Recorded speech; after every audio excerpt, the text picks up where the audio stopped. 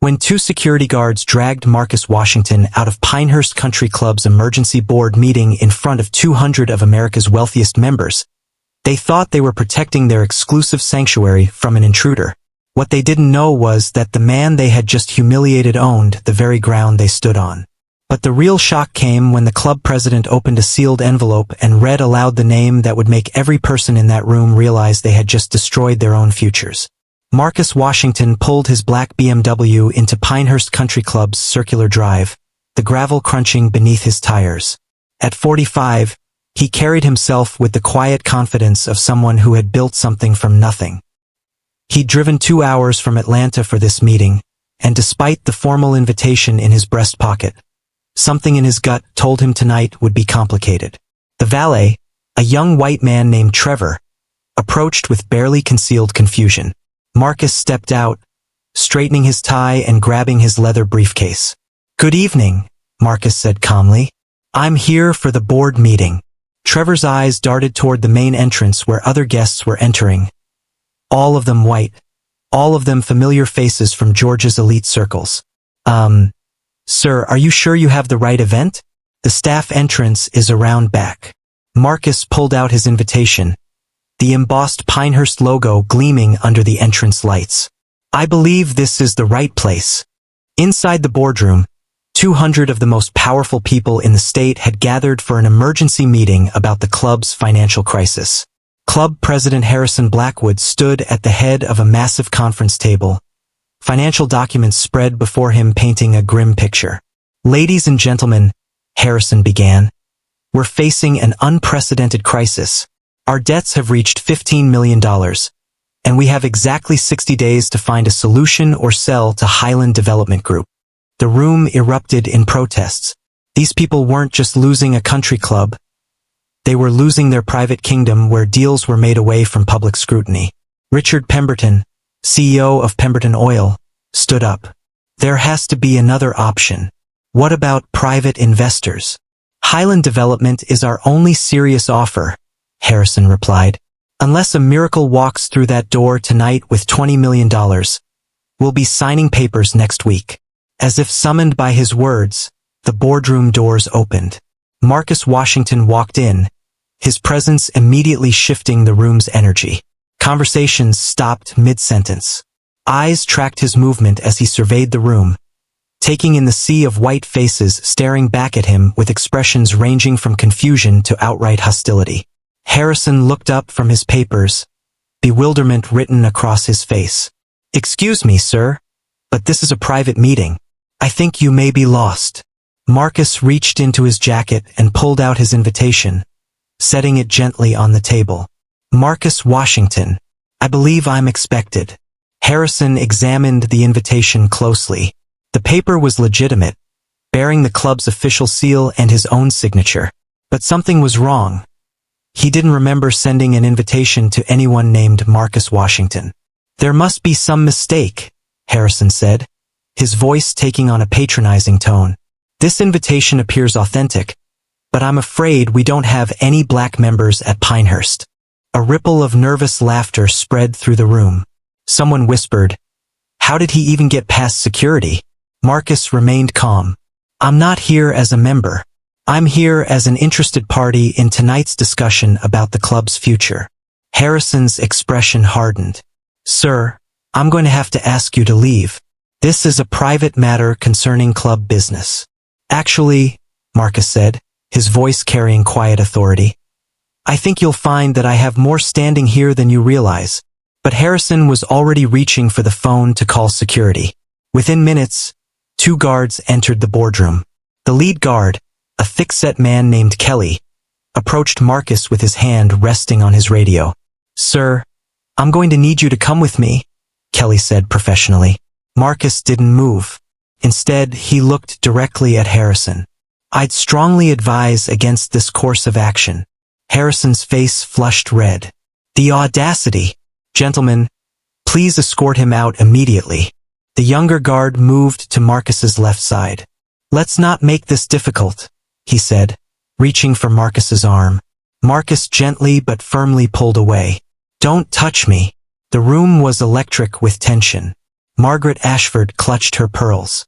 Victoria Thornfield, whose family had made their fortune in textiles, declared, "This is exactly what's wrong with the world today. People think they can just walk into places where they don't belong." Marcus turned to face her.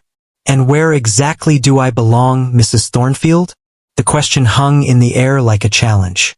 Victoria stammered, realizing she'd revealed more than intended. Kelly had had enough. "Sir, you can walk out on your own, or we can help you. Your choice." Marcus looked around the room one final time, memorizing the expressions of disgust, fear, and entitled outrage. These people had no idea what they were about to lose. "Very well," he said finally. "But I want everyone in this room to remember this moment, because what happens next will be a direct result of the choice you're making right now." Kelly grabbed Marcus's left arm, the younger guard took his right, and together they marched him toward the door. As they reached the doorway, Marcus stopped and turned back. "Harrison," he called out clearly, "check your mail. You should have received a certified letter today. You might want to read it before you sign anything with Highland Development." Harrison's face went pale. The guards pushed Marcus through the door, and it closed with a decisive click. For a moment, the room sat in stunned silence. Then whispers began, growing louder as people processed what they had witnessed. But Harrison wasn't laughing. Something about Marcus's final words had sent a chill down his spine. What Harrison didn't know was that in less than 10 minutes, he would be opening that letter in front of the entire room. And when he read the contents aloud, every person who had just watched Marcus Washington get dragged out would realize they had made the biggest mistake of their privileged lives. If you're enjoying this story, kindly do us a favor and subscribe to our channel. It is free and won't cost anything, but it means the world to us. We are just a small channel trying to grow. And do not forget to comment where you're watching from. Thank you, and back to our video. Outside the clubhouse, Marcus walked calmly toward his BMW while the security guards flanked him. The irony wasn't lost on him. He'd been thrown out of a building he'd legally owned for 6 months. But what these people didn't understand was that sometimes the most powerful move in business is letting your opponents think they've won, right up until the moment you reveal they've destroyed themselves. Kelly was breathing heavily as they reached the car. "I don't want to see you back here again," he warned. Marcus smiled, an expression that made Kelly uncomfortable. "Oh, you'll be seeing me again very soon." "Not if I have anything to say about it," Kelly replied. Marcus unlocked his BMW and paused. "Kelly, you seem like a decent man just doing his job. When this all comes out, I want you to know I don't hold what happened tonight against you personally. You might want to update your resume." Kelly frowned. "What's that supposed to mean?" "It means everything is about to change," Marcus said quietly, sliding into his car. Back in the boardroom, Harrison was trying to regain control, but the sophisticated atmosphere had been replaced by ugly defensiveness, people who knew they'd revealed their true character and didn't like what they'd seen. "Now that we've dealt with that unfortunate interruption," Harrison said, "let's return to Highland Development's offer." Richard Pemberton was still agitated. "Harrison, how did that man get an invitation? This is supposed to be the most secure club in the state." Before Harrison could answer, his assistant Jennifer appeared in the doorway, pale and confused. She was holding a stack of mail. "Mr. Blackwood," she said hesitantly, "I'm sorry to interrupt, but you had some urgent mail that came this afternoon. I thought you should see it right away." Harrison's stomach dropped. The certified letter Marcus had mentioned. It was real. Jennifer handed him a thick envelope bearing the letterhead of Morrison, Klein and Associates, one of Atlanta's most prestigious law firms. Harrison's hands shook as he opened it.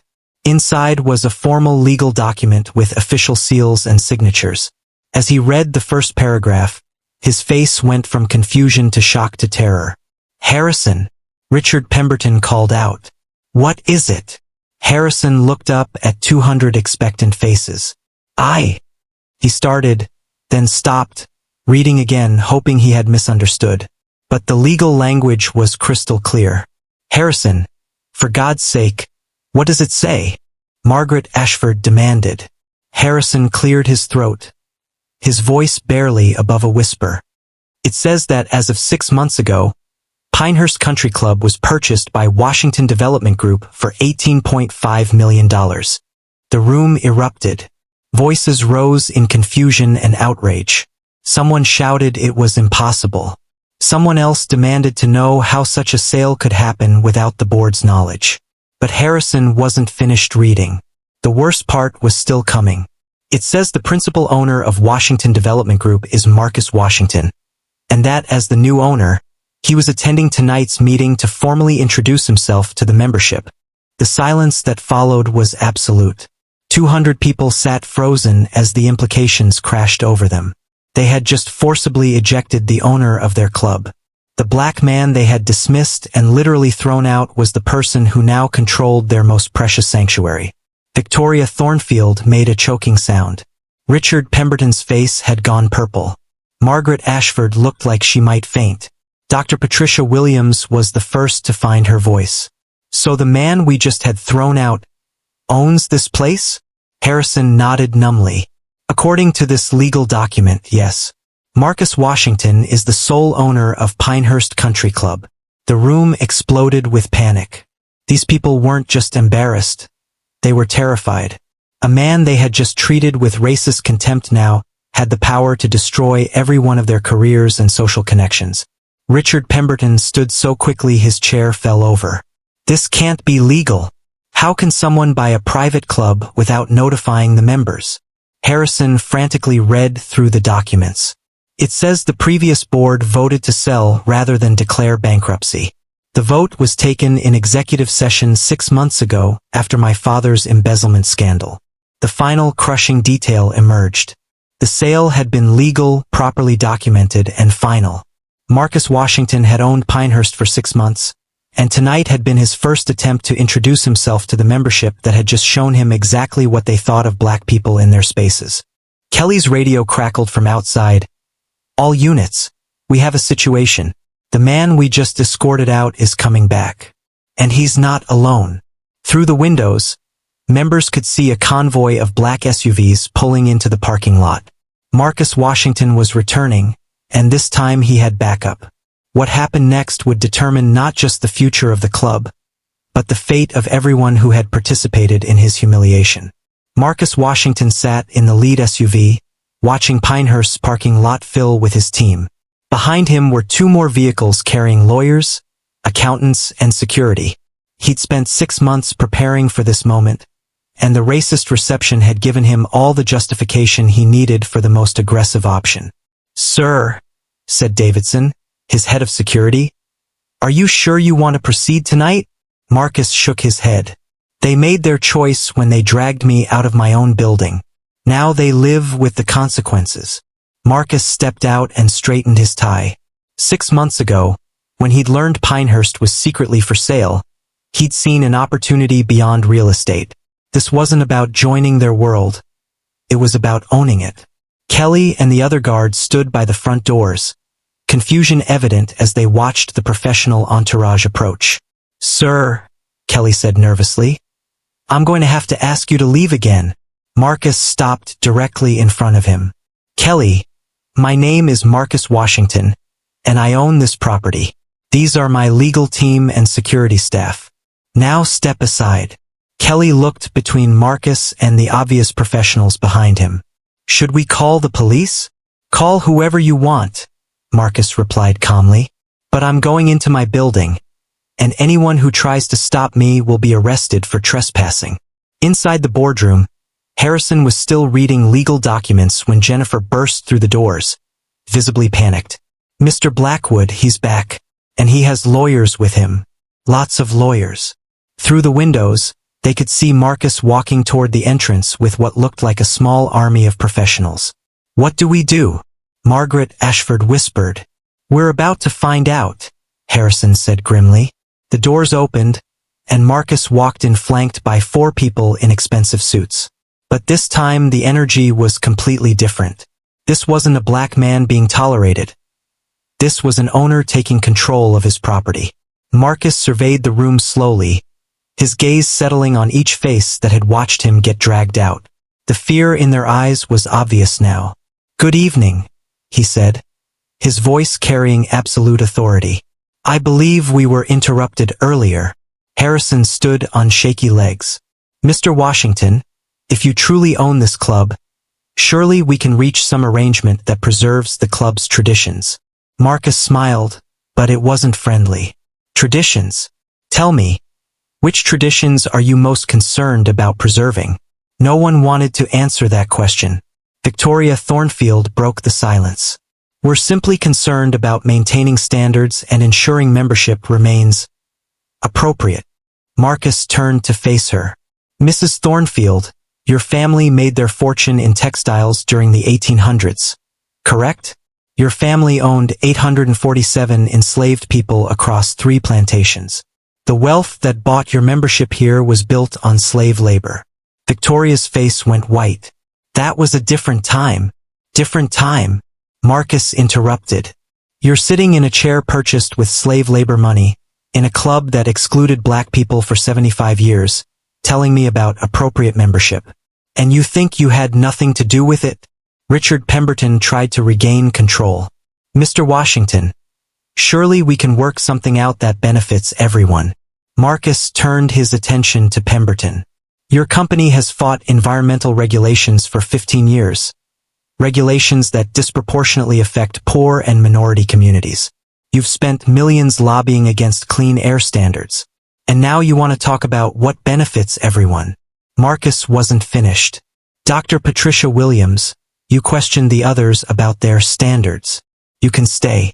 The rest of you are no longer members of Pinehurst Country Club. Effective immediately, your memberships are terminated. You have 30 days to remove your belongings. The room erupted in outrage. Harrison jumped up. You can't do that. We have contracts. Marcus's lawyer stepped forward. The membership agreements include a clause allowing ownership to terminate memberships for conduct detrimental to the club's reputation. Forcing the owner out qualifies. Margaret Ashford was hyperventilating. You can't just steal our club. Steal. Marcus laughed without humor. I bought this place legally. You assumed I didn't belong because of my skin color. The only thing stolen here is your delusion that you're entitled to spaces where people like me don't exist. Victoria made one last attempt. What do you want? Money? We can pay whatever you want. Marcus stared at her. Mrs. Thornfield, you can't buy your way out of this. For 75 years, this club has been a symbol of exclusion. That ends tonight. He turned to address the room. Pinehurst is being converted into the Washington Center for Economic Justice. It will provide business training and networking for minority entrepreneurs systematically excluded from spaces like this. The golf course becomes a public park. The silence was absolute. 200 of the most powerful people in Georgia sat frozen as their sanctuary transformed into everything they'd spent their lives avoiding. You have 30 days, Marcus repeated. As Marcus and his team walked out, Harrison called after him desperately. Washington, you're making a mistake. You don't understand what you're destroying. Marcus paused at the door. Harrison, I understand exactly what I'm destroying. The question is whether you understand what I'm building. 6 months later, the Washington Center for Economic Justice hosted its first graduation ceremony. In the same boardroom where Marcus had been dragged out, 50 entrepreneurs received certificates and launched companies that would employ thousands and generate hundreds of millions in economic activity. Marcus watched from his office, the same space where Harrison had once held court. On his desk was a framed security camera image from that infamous night of him being escorted out by the guards. He kept it as a reminder that sometimes the most powerful move is letting your opponents think they've won. Right up until you reveal they've handed you everything you wanted. The real lesson wasn't about revenge or justice. It was about power, who has it, how they use it, and what happens when people who were supposed to stay powerless refuse to play by the old rules. The game had changed, and Marcus Washington was just getting started. If you enjoyed our story, hit the subscribe button for more inspiring stories and don't forget to like and share.